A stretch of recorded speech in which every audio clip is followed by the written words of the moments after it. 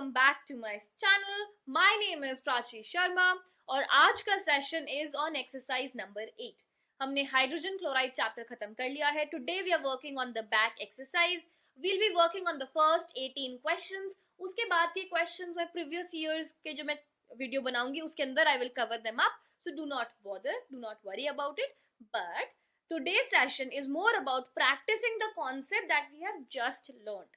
So if that is something you're struggling with, if applying the concept in the questions is something you're struggling with, then welcome to my session and it's gonna be really helpful for you. Now, without wasting any time, let's get started with today's session. Alright students, so let's start with the session for today. The first question is, draw a labeled diagram for the lab preparation of hydrogen chloride gas and answer the following. Name the acid used.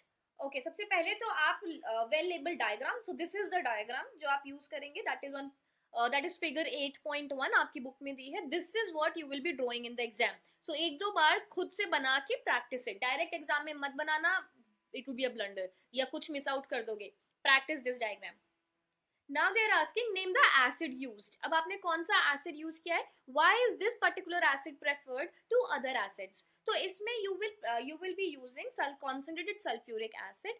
And why is this acid preferred? Because it is less volatile. अगर आप इसके अलावा कोई और acid use करते हो, for example nitric acid use करते हो, so जैसे जैसे आप उसे heat provide करते हो और आपके HCl के vapors बनते हैं, उसके साथ ही nitric acid के vapors भी निकल जाएंगे, because it is volatile in nature. ठीक है, इसीलिए we prefer using a less volatile acid, that is sulfuric acid. So less volatile acid as compared to H2SO4.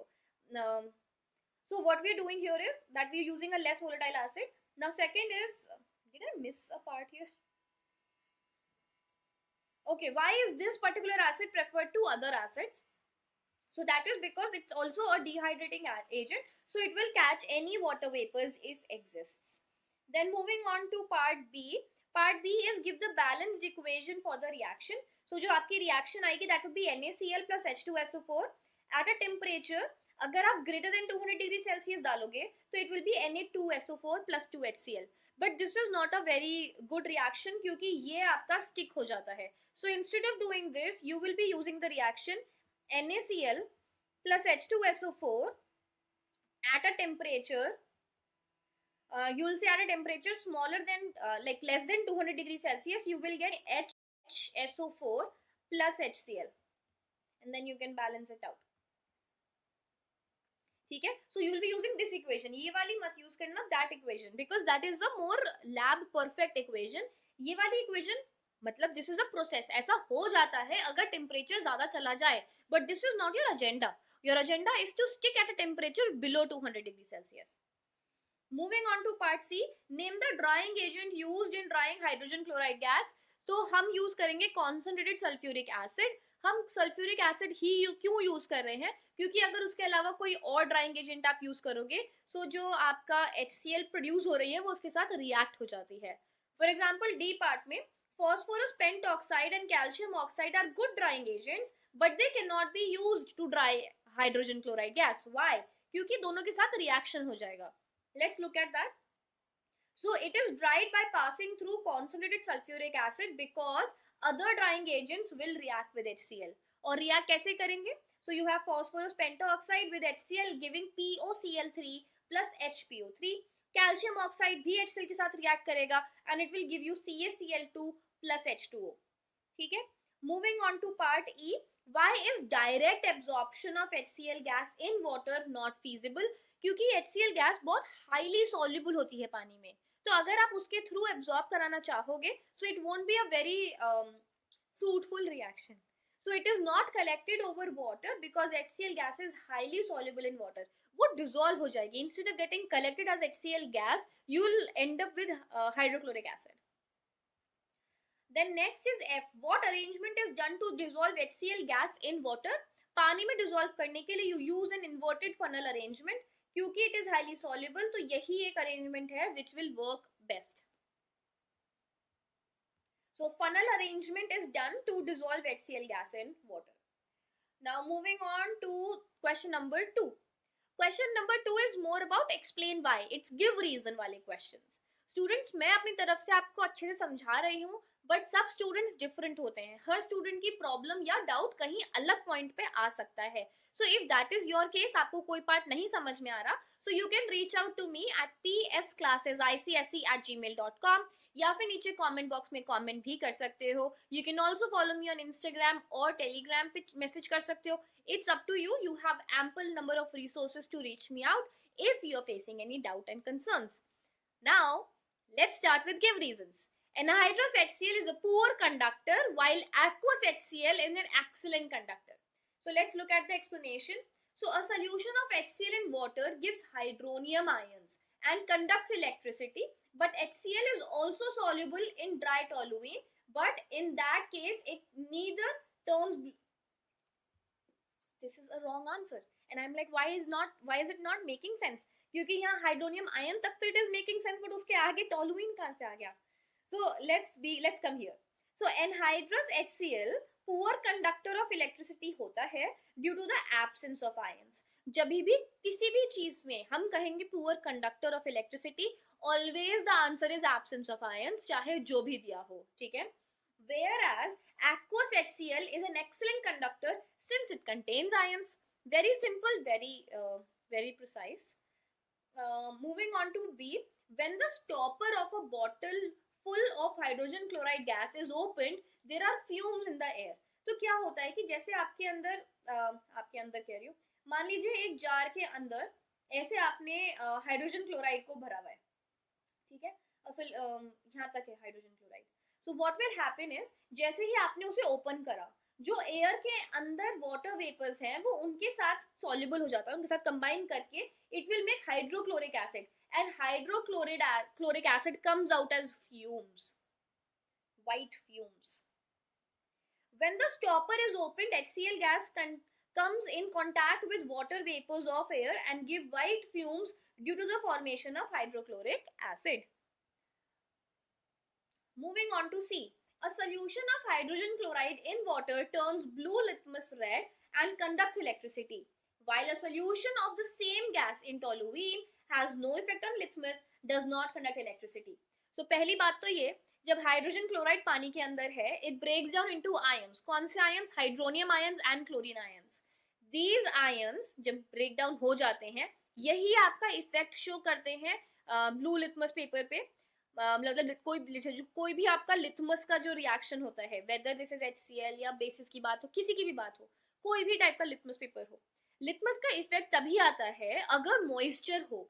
मतलब या तो आप डाइल्यूटेड या एक्वस फॉर्म यूज कर रहे हो अपने एसिड की या बेस की, या फिर आप मॉइस्ट पेपर यूज कर रहे हो. If that happens then definitely there would be a colour change because of the presence of ions. Second, conduction of electricity always happens because of the presence of ions. अगर ions present नहीं है, conduction of electricity नहीं होगा. Let's look at C. A solution of HCl in water gives hydronium ion and conducts electricity, but HCl is also soluble in toluene. वो soluble तो है toluene में, but in that case it neither turns blue litmus red nor does conduct electricity. This indicates the absence of H plus ions in toluene, thereby that hydrogen chloride is a covalent compound. Hydrogen chloride एक covalent compound है. Covalent compounds के अंदर free ions नहीं होते, मगर क्योंकि hydrogen chloride एक polar covalent compound है, मतलब एक ऐसा कंपाउंड जिसके अंदर ब्रेकअप की बातें चल रही हैं, ऑलरेडी लड़ाई झगड़े बहुत बढ़ चुके हैं, ब्रेकअप की बात चल रही है, ऐसे केस में अगर वाटर आता है, वाटर एज अ जज एक्ट करता है और उनका ब्रेकअप करा देता है, बात खत्म. बट अगर और कोई आता है, जैसे मान लो toluene, he does not care, ठीक है, वेदर आपका लड़ाई चल रही हो, आपका ब्रेकअप होने वाला हो, does not care. Water makes sure कि अगर तुम्हारी लड़ाई चल रही है तो तुम्हारा ब्रेकअप होके बात खत्म. So those are polar covalent compound, जहां लड़ाइयां चल रही हैं, अगर पोलर कोवलेंट कंपाउंड में पानी ऐड होता है, वो स्प्लिट हो जाते हैं. Moving on to D. Thick white fumes are formed when a glass rod dipped in NH4OH is brought near the mouth of a bottle full of HCl gas. Okay, so जब आप ऐसा करते हो तो HCl gas जो है वो react करती है अमोनियम हाइड्रोक्साइड के साथ और अमोनियम क्लोराइड बनता है. जो अमोनियम क्लोराइड है वो व्हाइट फ्यूम्स देता है, ठीक है. So when ammonium hydroxide is brought near the mouth of HCl, dense white fumes are formed due to the formation of ammonium chloride. और उसके बाद आप लिखेंगे equation. Moving on to part E. Part है कहाँ हमारा? Dry hydrogen chloride gas does not affect a dry strip of blue litmus paper, but it turns red in the presence of drop of water. मैंने आपसे जैसे अभी कहा कि किसी एक चीज में पानी कंटेन होना चाहिए. या तो आप एक्वस सोल्यूशन यूज कर रहे हो जब टेस्ट कर रहे हो, या फिर आपके लिटमस पेपर पे पानी हो, मतलब वो मॉइस्ट हो. अगर दोनों में ड्राइनेस है तो कोई चेंज नहीं आता because of lack of presence of ions. क्योंकि जो आपका लिटमस पेपर है, it is also trying to detect H plus ions. अगर वो आयंस प्रेजेंट नहीं है, then there is no effect on the paper. Dry hydrogen chloride is not what, whereas moist hydrogen chloride is acidic. Okay, in presence of a is not acidic bolna chahiye. I think dry hydrogen chloride is not acidic, whereas moist hydrogen chloride is acidic. In presence of a drop of water, HCl gas dissolves in water and forms hydrochloric acid, which turns blue litmus paper red. ठीक है. Moving on to F part. Hydrogen chloride gas is not collected over water, क्योंकि भाई बहुत highly soluble है. इतने में collection करोगे पूरा डिसॉल्व होकर हाइड्रोक्लोरिक एसिड बन जाएगा. So hydrogen chloride is not collected over water as it is highly soluble in water. उसके बाद moving on to question number 3. The given setup in the figure is for the preparation of an acid. Name the acid prepared. So hydrochloric acid, क्योंकि हमारा chapter वही चल रहा है, पर अगर ये चैप्टर नहीं चल रहा होता, हम बोर्ड के क्वेश्चंस कर रहे होते, तो आपको आइडेंटिफाई करना पड़ता. तो आप समझ जाते हैं कि अगर यहाँ पे फनल अरेंजमेंट है तो HCl गैस है, यहाँ पे एम्प्टी फ्लास्क भी रखा हुआ है, तो this is a very good identification that it is hydrochloric acid. अगर इसमें ये लास्ट वाला पार्ट नहीं होता और यहाँ पे सिर्फ कलेक्शन जार होता, then you will only say hydrogen chloride gas. Hydrochloric acid बन रहा है, इसका मतलब ये कि फनल अरेंजमेंट लगा होना चाहिए सेटअप में. So name the acid prepared by this method, hydrochloric acid. Name the reactants used, sodium chloride and sulphuric acid. Why an empty flask is used? वो इसलिए कि अगर यहाँ से पानी का बैक सक्शन भी हो गया, यहाँ पानी डिसॉल्व होके बैक सक्शन भी हो गया, तो वो एम्प्टी फ्लास्क में ही पहुंचेगा, विच इज ओके. ठीक है, स्ट्रेस लेने की जरूरत नहीं है, विच इज परफेक्टली फाइन. क्योंकि अगर वो सल्फ्यूरिक एसिड में ड्रॉप हुआ तो सल्फ्यूरिक एसिड्स के साथ एक्सोथर्मिक रिएक्शन होता है, एक्सप्लोजिव हो सकता है, क्योंकि वो कॉन्सेंट्रेटेड सल्फ्यूरिक एसिड है, और अगर पानी की एक ड्रॉप भी पहुंचेगी तो बहुत हीट जनरेट होती है. तो टू अवॉइड दैट हम यहाँ एम्प्टी फ्लास्क रखते हैं कि अगर बैक सक्शन से पानी ऊपर गया तो एम्प्टी फ्लास्क में आ जाए. Why, मैं आपको दोबारा भी आंसर्स बताऊंगी, मतलब डिटेल वाले. What is the drying agent used? Why is this drying agent chosen? So drying agent हम यूज कर रहे हैं concentrated sulfuric acid. हम इसी को क्यों यूज करते हैं? क्योंकि जो बाकी drying agents हैं वो HCl के साथ रिएक्ट हो जाते हैं. What is the role of inverted funnel arrangement? उसका रोल ये है to avoid back suction and to provide more larger surface area, ताकि जो HCl गैस आ रही है वो आराम से डिसॉल्व हो जाए और पानी बाय फोर्स बैक सक्शन में ना जाए. Now let's look at the answers.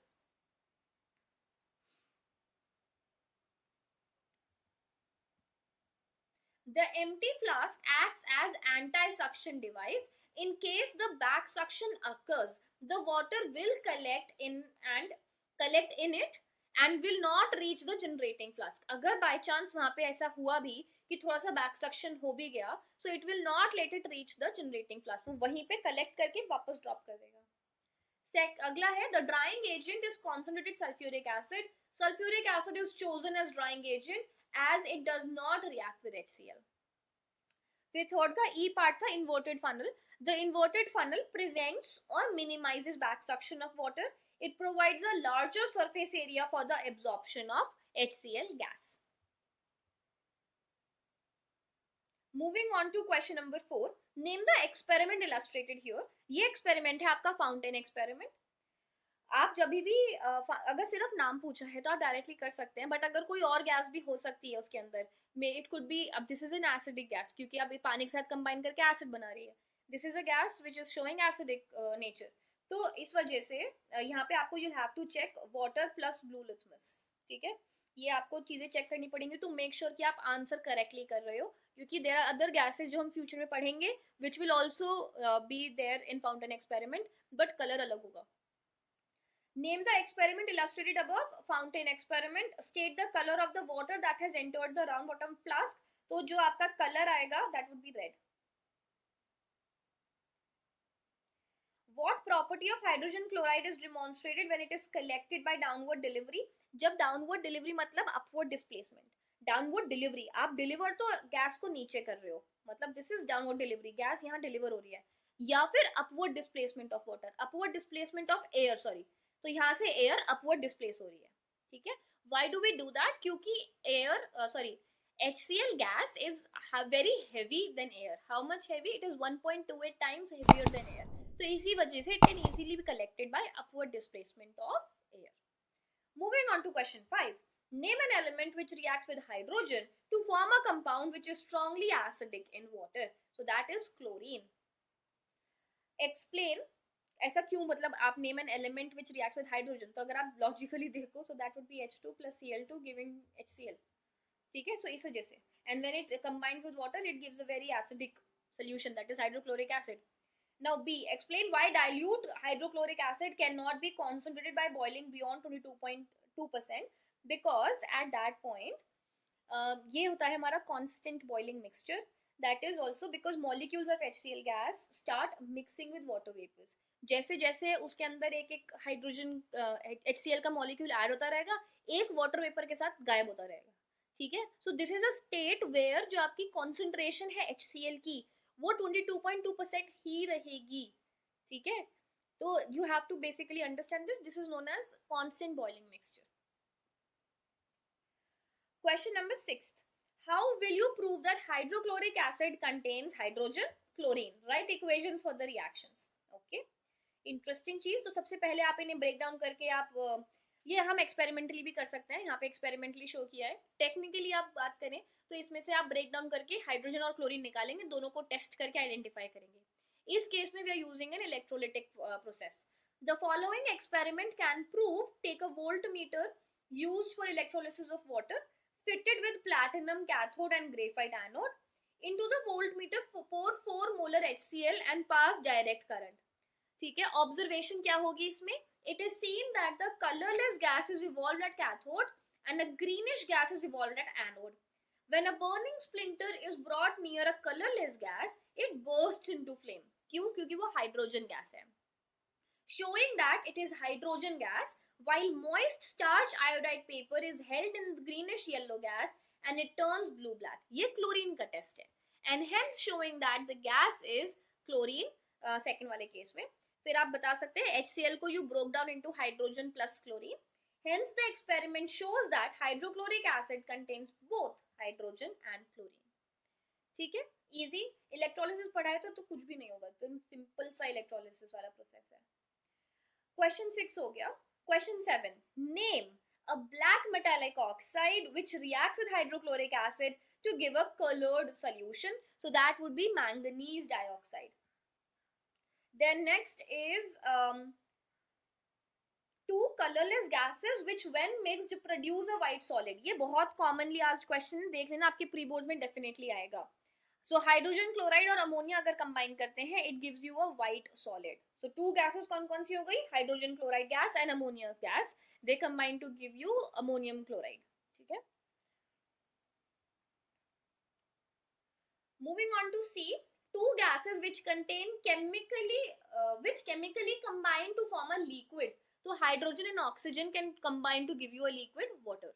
A chloride which is soluble in excess of ammonium hydroxide, that is silver chloride. Silver chloride में अगर आप अमोनियम हाइड्रोक्साइड ऐड करोगे तो उसमें वो डिसॉल्व हो जाता है. This is also a question from analytical chemistry. The chemical in which gold can be dissolved, that is aqua regia. The experiment which demonstrates that hydrogen chloride is soluble in water is fountain experiment.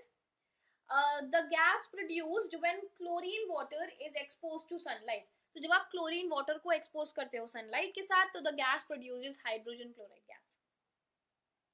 Moving on to question number 8.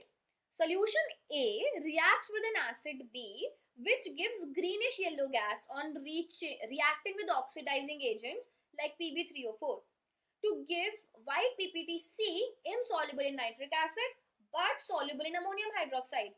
जैसे ही आप ये वाला part पढ़ोगे ना, insoluble in nitric acid but soluble in ammonium hydroxide, तो आपको clearly पता चल जाना चाहिए we are talking about silver nitrate वाले रिएक्शंस जो हमने प्रेसिपिटेट रिएक्शंस पढ़े थे। अगर उसमें कोई भी डाउट है, मैंने लास्ट वीडियो में बहुत अच्छे से समझाया है वो लास्ट पोर्शन प्रेसिपिटेशन रिएक्शंस का, so make sure that you check that out. अब इसकी इक्वेशन देख लेते हैं। तो इस केस में जो आपका ए होगा दैट बी सिल्वर नाइट्रेट, जो आपका बी है दैट इज हाइड्रोक्लोरिक एसिड, और जो आपका सी है दैट इज सिल्वर क्लोराइड, वो आपका प्रेसिपिटेट होता है which is insoluble in nitric acid but soluble in ammonium hydroxide. Question 9, complete and balance the following reaction, state whether dilute और कॉन्सेंट्रेटेड एसिड इज यूज्ड। ठीक है, ओके। सो इस case में अगर आप देखें तो डायरेक्ट इक्वेशन आपको डालनी है। So NH4OH plus HCl give NH4Cl plus water.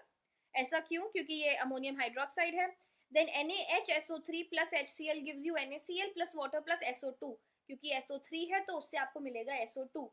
फिर NO3 यहाँ पे आपको नाइट्रेट है तो you will and up with HNO3 here and you will get a precipitate PbCl2। फिर Pb3O4 plus HCl will give you PbCl2 plus water plus chlorine gas. उसके बाद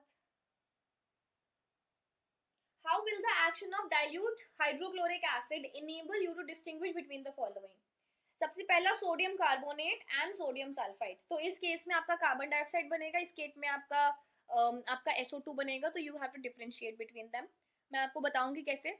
sodium thiosulphate और सल्फाइड के अंदर, तो इसके अंदर एक सल्फर का प्रेसिपिटेट बनता है, एस प्रेसिपिटेट बनता है येलो कलर का, और सोडियम सल्फाइड के अंदर आपकी नॉर्मल SO2 ही रिलीज होती है। तो दोनों के अंदर सिमिलर रिएक्शन होता है, पर थियोसल्फेट के अंदर सल्फर का प्रेसिपिटेट भी बनता है। This is the kind of equation मैं आपके कह रही थी कि इंपॉर्टेंट है, आता है एग्जाम में।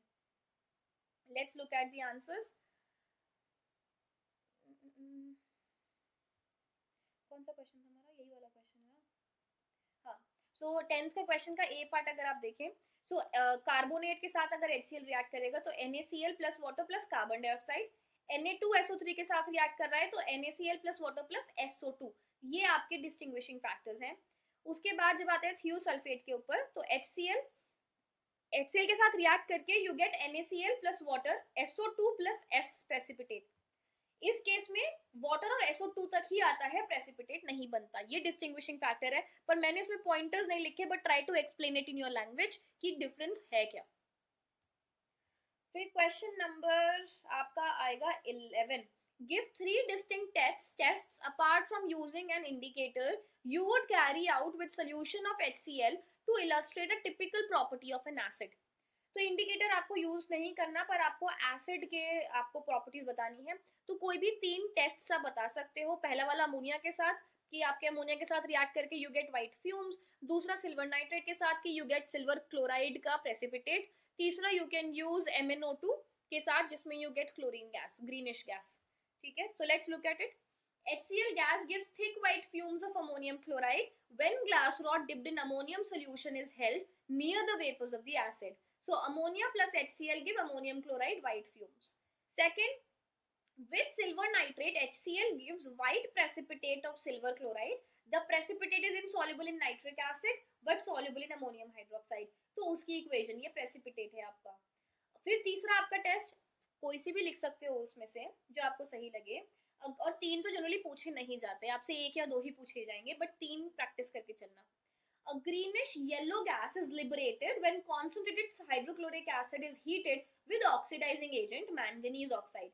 Manganese oxide के साथ HCl react करेगा, you end up getting MnCl2 plus water plus greenish yellow gas, that is chlorine. Then moving on to question number 12. MnO2, PbO2 and red lead react with concentrated HCl acid, liberates chlorine gas, which is the common property being shown in by the metal oxides. तो इसके अंदर the basic properties of oxidizing nature, ये these are oxidizing elements, oxidizing agents, sorry. Now 13th is state which of the two, a solution of HCl in water or toluene is an electrolyte, explain।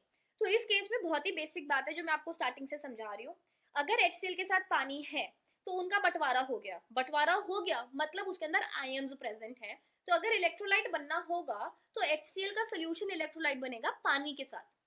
Toluene में वो soluble तो होता है पर उसके अंदर कोई आयंस प्रेजेंट नहीं होते, तो इसी वजह से टोलुइन के साथ इलेक्ट्रोलाइट बन ही नहीं सकता because it is a bad conductor of electricity. So let's look at the explanation कि आप एग्जाम में कैसे लिखेंगे.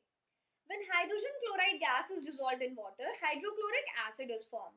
The covalent compound ionizes in water because of its polar nature and it can conduct electricity.